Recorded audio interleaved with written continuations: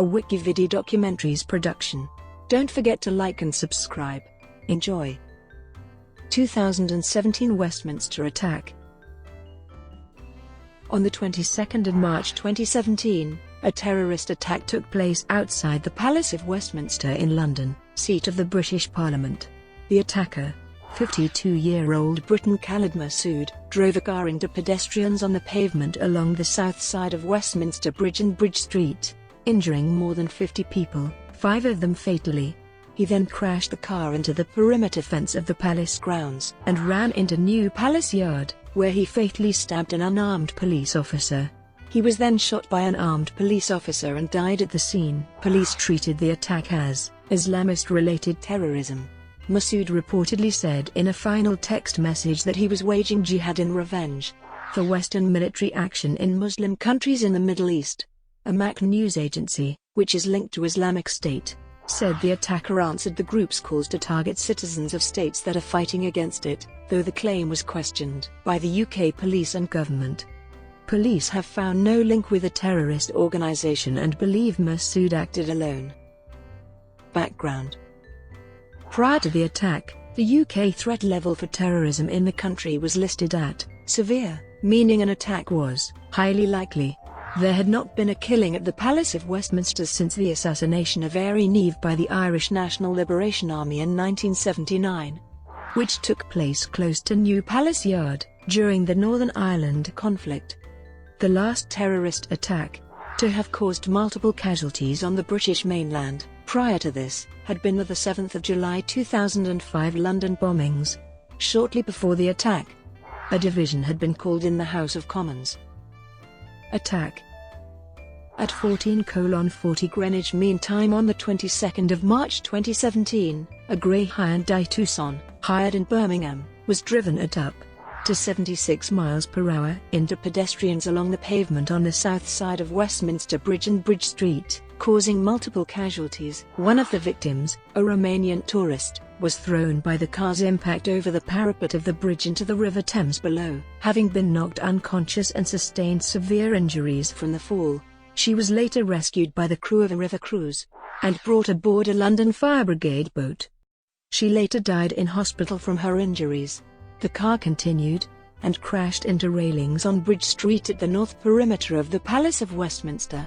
Masood, wearing black clothes, got out of the car and ran around the corner into Parliament Square and through the open carriage gates, where he fatally stabbed an unarmed police officer, PC Keith Palmer. An armed police officer, believed to have been the Metropolitan Police Close Protection Officer for Michael Fallon, the Secretary of State for Defense, witnessed the stabbing, ran towards the scene and shot Masood dead. The entire attack, from start to finish, lasted 82 seconds. Despite attempts to resuscitate him, Masood died at the scene from a single gunshot wound to his chest. He was pronounced dead at 15:35 at hospital. Passers-by, including Tobias Ellwood MP, the Foreign Minister for the Middle East and Africa, and paramedics attempted to revive PC Palmer, also without success. Police later confirmed that PC Palmer had been wearing a protective vest, which did not appear to have been punctured in the attack. Aftermath. Theresa May, the Prime Minister, who was in the Commons for a vote, was evacuated by her security team in the Prime Ministerial car and taken to 10 Downing Street. Additional armed police officers arrived. An air ambulance from London Hems attended the scene, landing in Parliament Square. Parliament was suspended and MPs remained in the Commons debating chamber as a precaution. Parliamentary staff were confined to their offices. Journalists and visitors to Parliament were not permitted to leave the building. Some were later evacuated to Westminster Abbey. The Scottish Parliament and the National Assembly for Wales also suspended their proceedings that afternoon. The UK government's Emergency Cabinet Office Briefing Room Committee, chaired by the Prime Minister, met in response to the attack. It was decided there was no need for the threat level to be raised as a result of the attack. Fatalities. 6 people, including the attacker, died as a result of the incident, and around 50 others were injured, some of them severely. Of the 5 people killed by the attacker, 3 were British nationals. Asha Fraid, a British teacher, believed to have been walking along the bridge to pick up her children from school, was struck by the attacker's car and killed.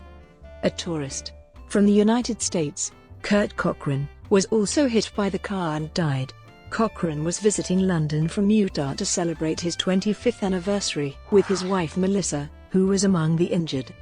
The police officer killed was PC Keith Palmer, 48, an unarmed police officer who was on duty with the Parliamentary and Diplomatic Protection Command. Palmer had 15 years of experience in the Metropolitan Police Service. The fourth victim was Leslie Rhodes, 75, from Clapham in southwest London, who was hit by the car and later died in hospital after his life support was switched off. A fifth victim, Andreea Crista, a 31-year-old tourist from Romania, fell into the Thames during the attack. She died in hospital as a result of her injuries on the 6th of April after her life support was withdrawn. Her Romanian boyfriend, who had planned to propose marriage during their trip to London, was also injured during the attack. Injuries. A dozen people received serious injuries, some described as catastrophic, and 8 others were treated for less serious injuries at the scene. Injured members of the public were taken to St Thomas Hospital, which is located immediately across Westminster Bridge in Lambeth, and to King's College Hospital, St Mary's Hospital, the Royal London Hospital and the Chelsea and Westminster Hospital. A group of French students aged 15-16, from Cancano in Brittany, were among those injured. Others included 3 police officers who were returning from a commendation ceremony, 4 students from Edge Hill University in Lancashire, and the wife of the American who was killed. Attacker. The attacker was identified by the Metropolitan Police as 52-year-old Briton Khalid Masood.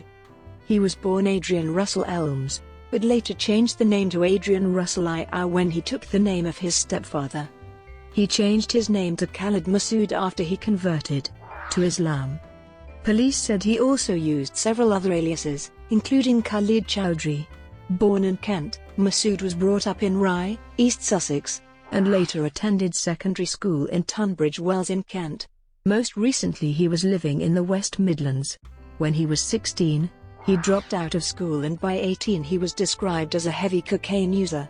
In 2000, he was sentenced to 2 years in prison for grievous bodily harm after a knife attack in a public house in Northiam in Sussex. In 2003, he was sentenced to a further 6 months in prison for possession of an offensive weapon following another knife attack in Eastbourne in Sussex. As well as these 2 prison terms, Masood had convictions for public order offences going back to 1983. He converted to Islam while in prison and changed his name to Khalid Masood in 2005. Some reports suggested he became radicalized there, but police found no evidence of this. A British newspaper obtained a CV of Masood's in which he described himself as having taught English in Saudi Arabia from November 2005 to November 2006, and again from April 2008 to April 2009. After this, according to the CV, he returned to the United Kingdom and worked at a TEFL college in Luton. In early March 2015, he made a brief trip to Saudi Arabia on an Umrah visa, normally issued to those making a pilgrimage to Mecca. During his time in Saudi Arabia he was not recorded as having a criminal record there. In 2010, Masood was a peripheral figure in an MI5 investigation of a group of Islamists later convicted of plotting to bomb a territorial army base in Luton. Following a risk assessment, MI5 decided he did not pose a threat. The Metropolitan Police said he was not the subject of any current investigations, and there was no prior intelligence about his intent to mount a terrorist attack. He had not been convicted of any terrorism offences. Farasat Latif, director of the language school in Luton where Masood taught between 2010 and 2012, told The Guardian that while Masood lived in Luton he was apolitical and not aligned with the younger and predominantly Asian local radical Islamist group Al-Muhajirun. Although aware of violence in Masood's past, Latif had only seen him become angry once, while Masood learned of plans for a march by the English Defence League through Luton. Between 2012 and 2016, Masood appeared in MI5 investigations as a contact of individuals linked to Al-Muhajirun. 3 days before the attack, Masood carried out reconnaissance of Westminster Bridge in person and online. Masood spent the night before the attack at the Preston Park Hotel in Brighton in Sussex and was described as laughing and joking by the manager there. Pre-inquest revealed that he had used anabolic steroids shortly before the terrorist attack. Masood's profile was atypical in that most jihadi terrorists are under 30, while he was 52. Motive. On the 22nd of March, the day of the attack, the Metropolitan Police said it believed the attack was inspired by international terrorism, and that they were working under the assumption that it was Islamist-related terrorism.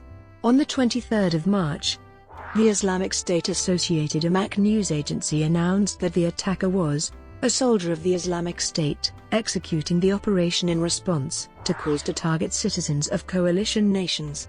The Home Secretary, Amber Rudd, cast doubts on this claim. Analysts monitoring Islamic State online said the claim appeared to be an effort to mask its losses in Iraq and Syria, adding that the lack of biographical information on the attacker and lack of specifics about the attack suggested it was not directly involved. Describing Masood as a terrorist, the Metropolitan Police said it was investigating whether he was a lone actor inspired by terrorist propaganda, or was being directed by others. On the 25th of March, Neil Basu, Deputy Assistant Commissioner of the Metropolitan Police and Senior National Coordinator for UK Counter-Terrorism Policing, announced that investigators believed Masood acted alone. On the 27th of March, Basu announced that Masood clearly had an interest in jihad, that his methods echoed the rhetoric of Islamic State leaders, and that investigators have found no evidence he was linked with it or Al-Qaeda. The security services later recovered the last WhatsApp message sent by Masood shortly before his attack. In it, Masood reportedly said he was waging jihad in revenge for Western military action in Muslim countries of the Middle East. He had written a document named Jihad in the Quran and Sunnah, with his photograph on the front page and multiple extracts from the Quran that could be seen as supportive of jihad and martyrdom. He sent this document to numerous contacts a few minutes before the attack. Initial reports. Some early reports gave descriptions of two supposed attackers, one described as a bald white man, and another as a black man with goatee beard. On the morning after the attack, however, Mark Rowley, the Metropolitan Police's Assistant Commissioner for Specialist Operations, stated that the police believed the attacker acted alone. Abu Izzuddin was also erroneously identified as the attacker on social media. Channel 4 News and The Independent shortly after the attack, although Izzuddin was actually in prison at the time. In April 2017, Ofcom announced an investigation into the Channel 4 News naming of Izzuddin. Brought to you by WikiVidi Documentaries. Would you like to know more?